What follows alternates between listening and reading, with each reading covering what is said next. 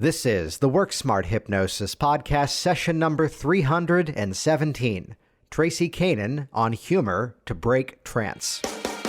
Welcome to the Work Smart Hypnosis podcast with Jason Linett, your professional resource for hypnosis training and outstanding business success.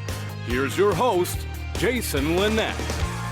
Welcome back to the program, and you are in for a fascinating conversation with Traci Kanaan, which some of you may not know Traci, but then again, if you've been to the HypnoThoughts Live convention, you've likely met. And if you were there in August of 2019, that's the year that Dan Laurinaitis did the comedy stage hypnosis show at the conference. But then Traci was the opening act as the dominatrix of ditties with a comedy music act, which was absolutely hilarious and loved every moment of it. I'm going to let a lot of this conversation stand for itself because Traci introduces some of these themes from a place of genuine care, concern, and as I like to say, we help people. Though here's a few mindsets to have going into this. As we look at personal change, all personal change can often come down to a few simple questions. How do you feel now? How would you rather feel? What are those things you're doing now? What are those things that you would rather be doing? And once we have the answers to those four questions, you no longer can work with any specific issue, let's say as the sort of bullet points, as the heading, the sort of surface structure of it. It's no longer about weight loss. It's no longer about a fear. It's no longer about grief or shame, as becomes some of the themes in this conversation here this week. It's instead the unique perspective of that individual client, what their story is, and how the process actually comes into the shape of things. So this is where the mistake would be. To hear themes of this conversation and go, I'm not in that world, I don't work on those things, which, well, neither am I, but here's the benefit that comes from this. To go inside of these stories and ask, what's going on? And I mean, get ready for the absolute most unique and gorgeous application of hypnotic utilization I have ever heard in 300 plus episodes of this program. To again, go inside of any specific issue, because what I want you to consider is of the markets and of the issues that you are the most interested in working on. There are subcategories inside of it, and even so, there are side categories that perhaps you did not know even existed.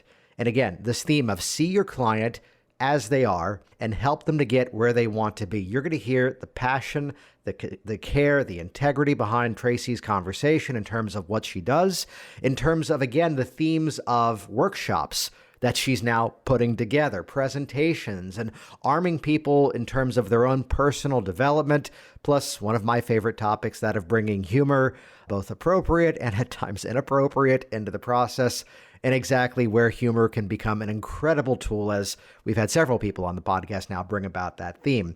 So listen with an open mind. This is an incredible conversation from a true worker in the industry. We're going to put the links so you can explore on your own over at worksmarthypnosis.com. While you're there too, check out Hypnotic Business Systems. If you have a specific market you're looking at going after, if you have specific ideas you'd like to explore in terms of creating a product, a program, or workshops within any community to learn the systems of how we attract an audience, how we start to put the program together, how we start to, again, customize to the people in front of us, these are those themes that are shared inside of Hypnotic Business Systems. It's the all-access pass to my hypnosis training library specifically around getting clients and running your business, though as a free preview, check out jasonwebinar.com. That's an on-demand workshop, 6 steps to a 6-figure hypnosis income.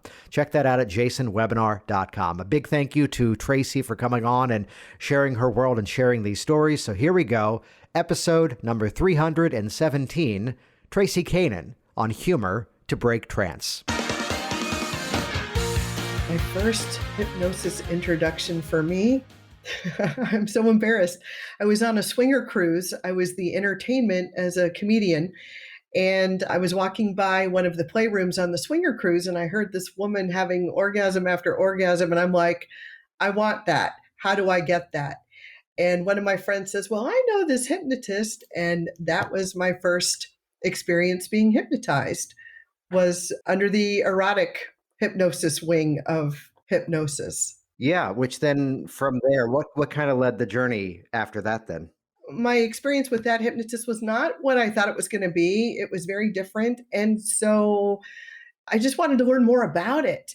And so I started reading, I started taking classes. The trainer of this guy was offering a workshop. And so I went to that workshop. And then by chance, I bumped into somebody else near me who was doing hypnosis and was an NLP trainer. And so I started taking classes from both and just kind of adapting my own style from there. Yeah. Now, when you say adapting like your own style, if you had to kind of go back into some of these methods and principles, then what did that style kind of become? Then would you say?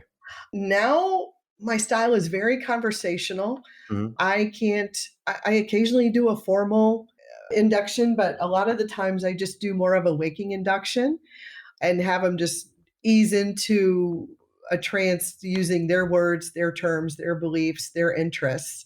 Yeah. Could you kind of like walk us through like an example, not for necessarily doing it, but kind of describe that a little bit more then? Yeah, sure. So when the client, one of my favorite inductions, I was working with a client who came to me through a belly dance studio, and I started asking her, what does she enjoy as a hobby? And she's like, well, I really love tribal dance and I love to make my own costumes. I said, perfect.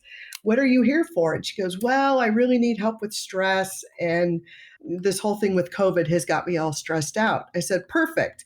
All right, close your eyes, take a deep breath in. And then I started describing that we were going to go shopping that day and we were going to the most fantastic tribal costume store. It had every symbol, every pin, every piece of jewelry she could ever imagine, and every fabric. And then from that, I started helping her construct her costume. I said, now you need something to protect yourself from COVID. So I want you to find a fabric to protect yourself from COVID and describe to me that fabric. Oh, well, it's definitely, she went into whatever the fabric was. And so that whole induction was her making her costume to protect her from stress, to help relieve her anxious feelings, and to help protect her from COVID, and to make her a strong family member. And after doing this, a couple months later, I got a picture. She had actually made the costume that was her induction. Nice. So it was very cool. Yeah, what I love about that is that, so often when we start in hypnosis, there's the idea that it's going to be, I don't know if I can hypnotize somebody. I don't know if I know enough inductions, which just by learning a little bit more about the person, by asking a few questions, the process really does begin to write itself. And then we're better customizing for that person in front of us. Exactly. And they go into trance faster because it's all in their language. And that's what I've used other inductions, but they're not my words. I've always found them to be awkward. And they work, when you're a new hypnotist, that's better than nothing. But now I really kind of get inside the head of my client and figure out what makes them tick, what gets them going, what will put them into trance really quick. And it's always what they're interested in. So that's what I work with. Yeah, I like what you said there about it felt, would you say staged? It felt as if it was someone else's words. It felt foreign to you as opposed to, again, here's a person in front of us. Let's do something that's going to be organic. Mm-hmm. Exactly. Yeah. So then from that journey, then, so first beginning to learn it, what was kind of the next step from there? The next step from there, I just started, I think it was actually going to HypnoThoughts. One of my two mentors said, go to HypnoThoughts. And he's like, it's really cheap. And, it's a couple $100. And I was like, oh, okay. So I went and I was just blown away. And I think this was the second HypnoThoughts. I was just blown away by what I had learned. And it's like, wow, I think I can do this for a living. Hmm. Because at the time I was doing stand-up comedy and it was beating me up pretty bad. And my home life was a little rocky at the time. And so I was kind of like, all right, what do I do after comedy? And I'm like, I think this is it. And so I started going head in on all that. And then with my home life being rocky, it got a little bit rockier than I anticipated. The following year, I ended up separated and then taking care of my mother full time. So things got delayed a little bit, but I kept going to HypnoThoughts. I kept studying everything I could, and then ended up at the Florida Institute of Hypnotherapy, which is the state certified school in Florida. And I completed their 500-hour program. And then I was like, you know what? Hypnotherapy is my thing. I really like hypnotherapy, but I have this strong background as a comedian performing for swingers, nudists, and the BDSM community. but there's really not a lot of resources for them to go to. So that's when I started putting together my practice of catering to that market, because I understand those lifestyles more so than I think any other hypnotherapist or most hypnotherapists out there. And so that ended up being my weird little niche, which is the swingers, nudists, and BDSMers, although I do have some weight loss and smoking cessation clients. I really get fired up when I have a kinkster or somebody in the fetish world that has an interesting, unique issue. Yeah, which that's part of why I wanted to have you on. That here's where you've got, two different businesses, as it were. We're really more than two with the comedy then on top of it, but sort of more a mainstream hypnosis practice website and then the other. And everything, the filter for this is that everything we're about to talk about, any kind of community, there are specific needs inside of that community. And to be the person who can provide a solution for that. So looking at that, so first of all, how do you tend to divide that time out? How do you kind of build a lifestyle around that then, would you say? As far as, Would you say it's two separate businesses or what's kind of the background there? well, it's one business. It's all wings Mhm. hypnosis, but then my kinky fetish swinger nudist division, I branded as Miss Hypnotits. However, nobody wants that on their credit card statement. I can't imagine why. So it all goes under wings hypnosis. But Then again, I'll leave out who this was. Someone the other day is like, I just got something like onlinehypnosis.com, and then quickly realized that he spelled it wrong, and no wonder he got it for $7. So my first thought is on the credit card statement, it's just like, oh, they spelled it wrong. Okay, just move on. But yeah. yeah, no, that's yeah. So anyhow, so it's all wings hypnosis, and then on certain websites, I have the moniker Miss Hypnotits Mhm. for fairly obvious reasons. Once you see me in person, and, and that's how it.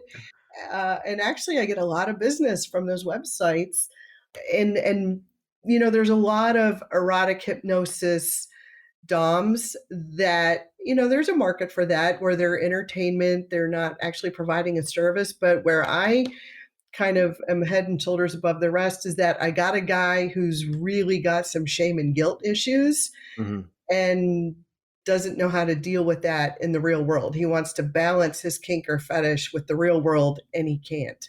Yeah. So that's where I excel. Right. And that's part of this conversation too, of, where others would kind of put things into a category of quote, just for entertainment. You're actually working to produce a change. You're working to actually create some sort of resolution in someone's life. Right. Yeah. Was there a specific, impulse to go, this is a need that's out there that drew you to that? Or what's kind of the story of realizing that here was a specific need? I love my freaky people. I love my swingers, my nudists, and my kinksters, and I get it. And it was just a natural fit. Um I wasn't looking for this. It kind of found me and I was happy here. So here's where I excel. And a lot of people come to me because the traditional therapy, of course, hasn't worked. But then they have this polyamorous family where it's husband, wife, and a boyfriend, and maybe a girlfriend. And they go to their regular therapist who goes, well, that's what your problem is. And I'm like, how can we make that better? So they just have unique needs, like you said, that other other people just don't understand. And then sometimes with the kink and the fetish, like I have one client who's an adult baby diaper lover that wanted to lose weight and kind of different. He was also looking for a mommy and he was, hoping I would be his mommy. And I said, look, I would love to be your mommy, but I don't have enough time and you don't have enough money. So how about if I'm your adoption agency? Let's get you adopted. And he's like, okay. And so I weaved this whole session. He asked if he could dress the part, and I agreed. And so he shows up in a rather large onesie with a Sesame Street character on it. And I was like, cool. I said, I just want you to imagine you're in your crib, just watching that Sesame Street mobile go around. And I'm going to count from 5 to 1. 5, ah, ah. 4, and I started doing the count. He's out by 3. And and so in that session, I worked with him on losing weight by eating baby-sized meals and drinking more water out of a bottle. and how important it was for him to lose weight because mommies want a baby that they can lift and hold and cuddle with. And he has to be the healthiest, best looking baby there. So he's picked first out of the adoption agency. And that was the whole session. So out there, but I love working with these people because it really taps me to be my highest and best creative self. That word creative, I'd share a conversation, and I forget who this actually was about at the time, but it was this dialogue. And this is about the time I put the story on the program many years ago around stop practicing hypnosis in a bubble, which is to say, okay, you're at a conference, go to a workshop for something that you have no interest in, because chances are you might find this approach that, may be entirely for something different. But then suddenly the question becomes, how do I modify that for this person who's in front of me? Mhm. And there was this conversation about work that would also fit into that category. And someone goes, oh, I just don't do that. To which, the recommendation was, well, go. Even if working with that specific clientele is not your interest, you're going to see a creative approach based upon kinesthetics, based upon techniques that are actually validating something is going on. And it was a workshop, of this nature. And after the presentation, he goes, that's how I'm going to work with people for public speaking now. I get Oh, perfect. it. Because he goes, it's not about the logic. It's not about the reason. Here is a genuine feeling. And what I really wanted to say after that story, Traci, was, ladies and gentlemen, utilization. Thank you. Mhm. So then is it mostly, would you say, word of mouth at this point in terms of those dialogues, or how is it you're being found? I'm being found through a lot of the kink and fetish websites and then a lot of word of mouth, a lot of referral. Yeah, that's pretty much it. I do some online advertising and social media type stuff, but most of it's just online referral. Yeah. Yeah. So then I have to ask this though, is there much difference, let's say, over with Wings Hypnosis, someone's reaching out to you for something, let's say that, others could just label as more mainstream. Is there much different other than the content of the session? Is there much different in terms of the techniques, the approaches that you're using? Nope, all the same. Yeah. All the same. It's just the familiarity with their lifestyle. And a lot of Hmm. times I'll get people that they don't find me through the kink and fetish websites. I had one guy find me, he was looking up adult hypnosis and found me. And then when he saw that I did cater towards swingers, nudists, and the lifestyle, he's like, I knew you were the girl because nobody else has the balls to put that on your website. Pretty much.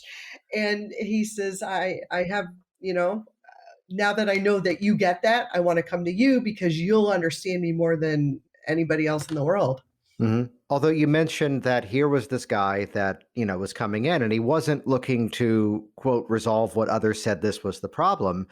Inside of that was confidence. Inside of that was weight loss. Is that a typical route that, here's what, let's say, is, part of the lifestyle, but some of the changes they're looking to create are, a little bit more standard, would you say? Correct. Yeah. So usually in the kinks and fetishes, when a kink or fetish is out of control or the guilt or the shame is out of control, there's an imbalance in their life. So it's finding how do we find that balance? Why are they compensating with this kink or fetish? What's it hiding? What's it covering up? And so that's where I work that angle from is why is this out of control? Let's go back in your life and then we repair whatever made that out of control. Why is wearing women's panties so amazing for you? Almost all the time it's because they were abused and that was their way of feeling safe. Dad had a heavy hand and they were always safest in mommy's arms. And the only way to feel safer is to wear mommy's clothes. So, different way of looking at it. So, you're still dealing with mommy issues. A lot of times they're just a bit more severe. Yeah. So then in terms of guilt, in terms of shame, what are some of your approaches of helping with that? Again, all custom tailored. Oh, I'm trying to think of an example I could say on a podcast because I deal with some really different stuff. I had one fella who liked to go to gay leather events, but when you look at him, he is just all American country boy. You would never, ever suspect this guy. And the guilt and shame came about, he always had to be the responsible one. And so it was talking to that responsible part of him. I think I did parts therapy on that one and have him talk to that responsible part and say, hey, look, you know what? You've done your job. You raised your boy. He's in his 20s now. It's okay. It's okay to have fun. And so I think I worked it that way. But Yeah. it kind of depends what's the most powerful way. With hypnothoughts, you get to sample so many different, I guess, ways to help people. And so I'm really happy that I have about 50 to 60 modalities that I can Right. get it out of versus, a lot of my competitors are one trick ponies. They found their path and yay, it works for them. But everybody's so different. I can't believe that one method will work for everybody. Right. And that's something that I've, from knowing you a number of years now, that's something I've really appreciated about, the conversations we've had, the work that you've done, that I'm going to draw a correlation here. The correlation is not about this other category, but it's more the theme. But there were some who would do past life regression, but the catch is here's their one script for that. Yeah. And there's some in these worlds that have their one technique, and that's the one thing that they do, which, makes me think back to the story you shared earlier of, well, I had an expectation of what that process would be, and it wasn't. But then the intention to keep going and learning more, of this passion towards learning and really listening to the person in front of you, and just that customization. I wanted to chat a bit further too about some of the influence of comedy and where that comes into the work that you do. With comedy, I use a lot of my comedy to break trances. Because as I grow in my practice, I started out 7 years ago, I'm a hypnotist. And now I'm an unhypnotist. Because a lot of people are just believing their own shit, and that has to stop. So I use humor to break trances a lot of the times. That once I find the catch 22 that my client is in, I use comedy to kind of gently point that out to them.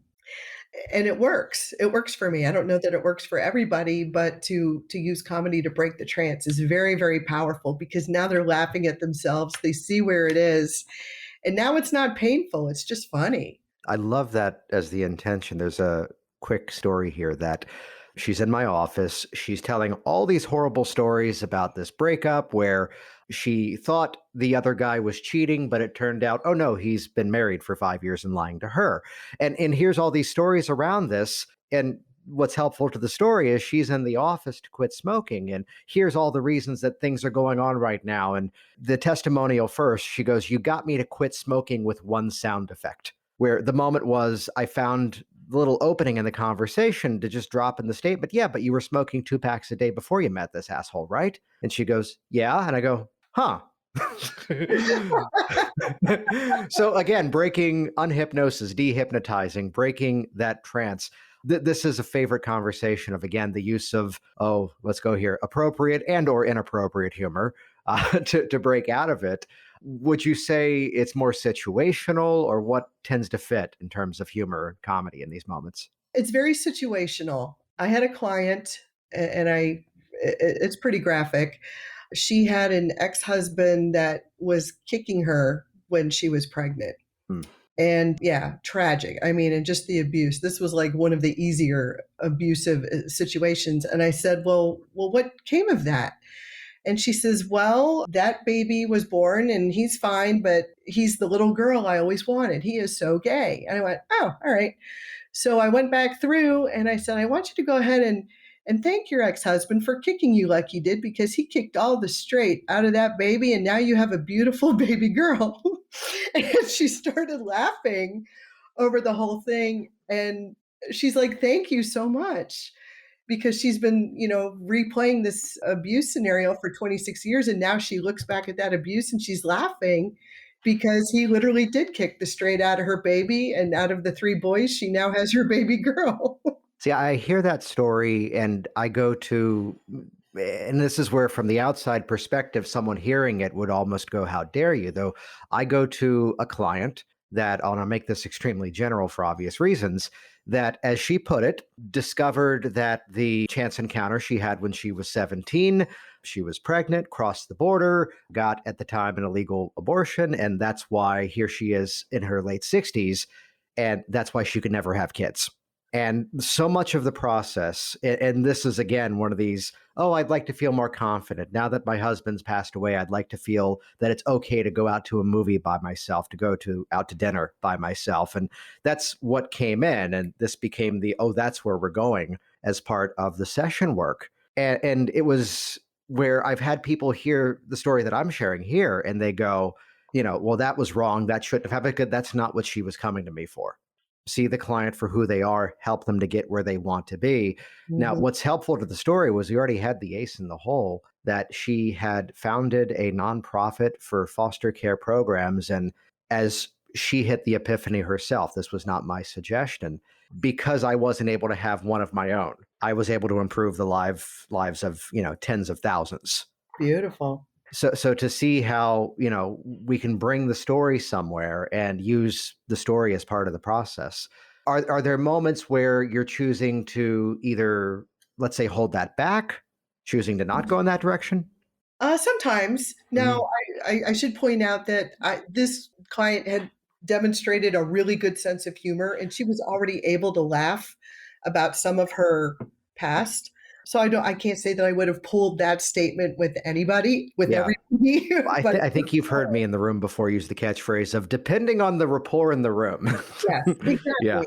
And I had another client the other day who, yeah, it wasn't the right way to go with her. So I found a different approach. So yeah, sometimes I can be real funny with clients if they have that sense of humor, and other times they're just not going to make the connections that they need to make. So I find other ways to connect with them. And I think the quote is actually from Bobcat Goldthwait that there's nothing less funnier than asking funny people to explain funny things. Uh, Yes. which is why I think he goes, I don't go on podcast and break down humor. That being said, from your perspective, let's go there. What happens in someone's mind if we had to kind of chart through laughter? And even if we can put it in hypnotic and conscious and subconscious or whatever models, what's happening in that moment of laughter that does produce a change, that does produce at least a foot in the door that the change is possible, would you say? Oh, the endorphins all kick in. Yeah. Yeah. My favorite saying is you can't be, wait, I was like, you can't be erotic and neurotic at the same time, That's which also a good quote, though. you cannot be sad and happy at the same time. You have to pick one. Yeah. And so laughter is just a great way to break that trance, that when they're in that throes of agony and you can find that one funny gem that they can take with them, that's the hit that they need. That's the one piece that they just weren't able to make for themselves. I did it actually just the other day with a client. Her ex had begun dating a less attractive woman, and she was just livid over the whole thing. And I just looked at her and I smiled and I said, you know what? Not everybody can afford a Rolls Royce. Some people just need to afford once in a while. And she just looked at me and she started laughing and she goes, I never looked at it like that. I go, he traded down. Okay. Doesn't mean you have to. It's no reflection on you. You're still a Rolls Royce. He's just a bad buyer. So it was fun. Which again, remembering our client is the person who's in front of us. So game on. Exactly. Exactly. Yeah. No, tell me if this matches up too. That the end of a joke is almost a bit of a surprise, the same way that a magic trick doesn't tend to go the expected route. So it's that element of surprise that becomes dissociative, where suddenly we can look at something differently than we did before. I'm flashing, of course, to Hot Shots Part 2, not 2, with Charlie Sheen. And what do you do? The elephant with three balls. You walk him and pitch to the rhino. Where suddenly it becomes an entirely different context, which how did we go 317 episodes and not tell that joke?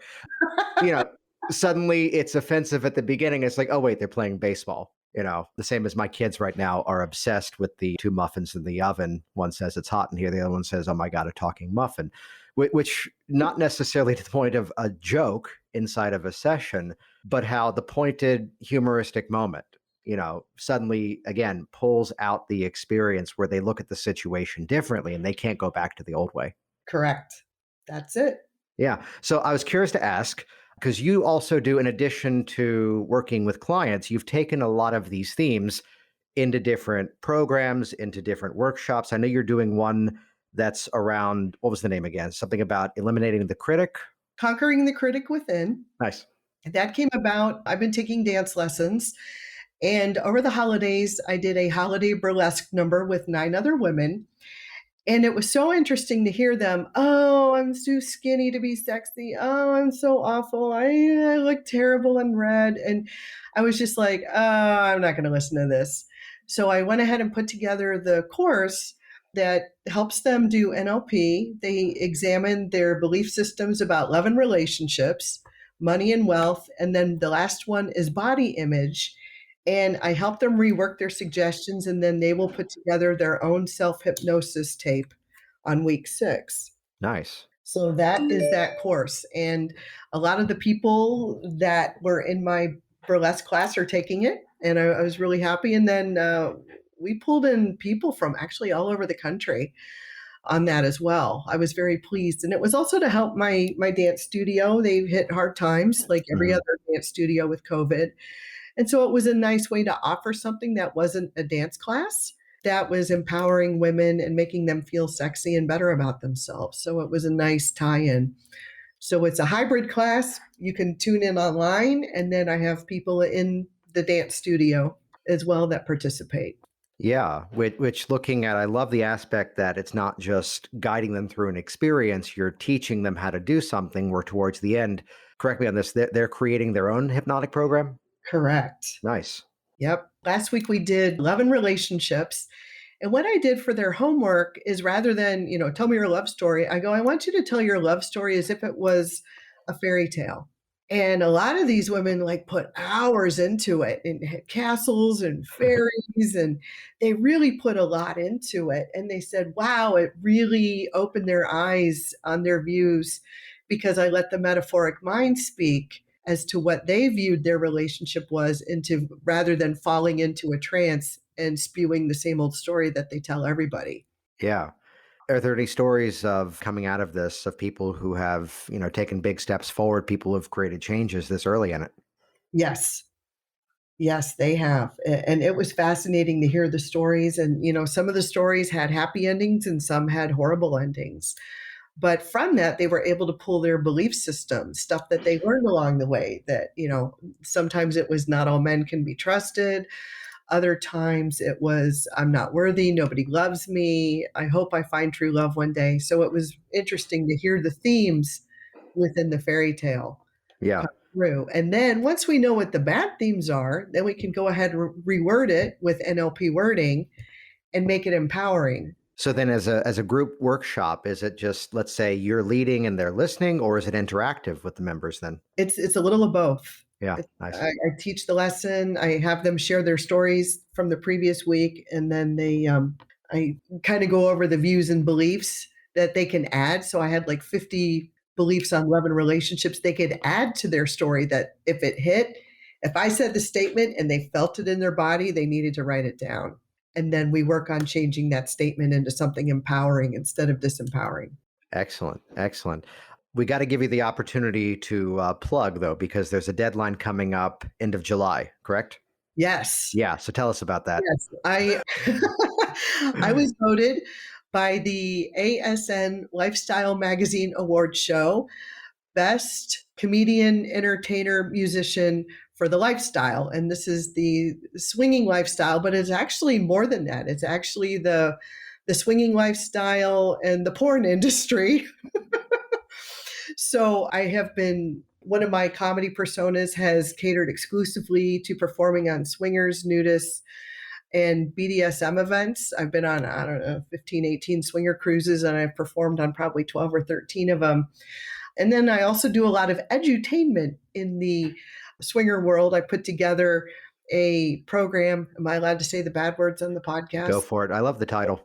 The title of it was, before I realized Facebook wouldn't advertise it, is Are We Going to Fuck or What.com. And I'm rebranding it to the Upside Down Pineapple Club. And that's a transition. Yeah. Yeah. So anyhow, so that is the hybrid. I'll talk more about that in a second. But anyhow, so I've been nominated for top lifestyle musician, comedian, entertainer by the ASN Lifestyle Award magazine. And previously, in another reincarnation of this, I was voted top female entertainer of the year 2015, 16, 17, and 18. They forgot to do it in 19. Damn. And then COVID took 20. So come on, 2021. I want the title back. So You can vote for me. You can vote once a day based on your IP address through July 31st. Awesome. I'm sure we'll link to that in the show notes at worksmarthypnosis.com. What I love about this conversation, Traci, is again, this, we can look at a category and suddenly here's part of the audience that has a judgment, a criticism, but to actually have the conversation, we hear the passion inside of it. We hear the, sort of the empathy of listening to someone and hearing, well, this is their world and this is what they need help with. And here's a way of going about doing it. And even inside of it, at the end of the day, some of it is just guilt. Some of it is shame. Some of it is, I'd feel better to be 10 pounds down. So in terms of moving forward with this, how would you recommend people get in contact with you? How can they best find you? They can find me at wingshypnosis.com, wings like an angel, WINGS hypnosis.com. They can also find me at misshypnotits.com. You can still find me at arewegoingtofuckorwhat.com. I don't think I have the other one running yet. And then as a comedian, the more widely known persona is the dominatrix of ditties. So dominatrixofditties.com. Awesome. And this has been fantastic having you on, and absolutely loved being able to see you perform last year in the before times. 2019 in Hypnothoughts. It's been a while. Yeah, that was great to see you perform and just loved every bit of it. Any final thoughts before we wrap it up? Golly, when you were saying about listening to me with judgment and that sort of thing, because you may not understand the swinging lifestyle or the fetish or kink lifestyle, as we always say, don't yuck on someone else's yum. Jason Linett here once again, and as always, thank you so much for interacting with this program, for interacting with our guest on the program too. Once again, you can check out all the links and details at worksmarthypnosis.com. And while you're there, check out hypnoticbusinesssystems.com. You don't have to do it on your own. It's a program that's going to show you what to do, tell you how to do it, and brand new features, give you some of the assets to get up and running. Check that out at hypnoticbusinesssystems.com. Though, again, a free preview and an exclusive online workshop. Head over to jasonwebinar.com for the free on-demand class, 6 Steps to a 6-Figure Hypnosis Income. See you there. Make it rain. Thanks for listening to the Work Smart Hypnosis podcast at worksmarthypnosis.com.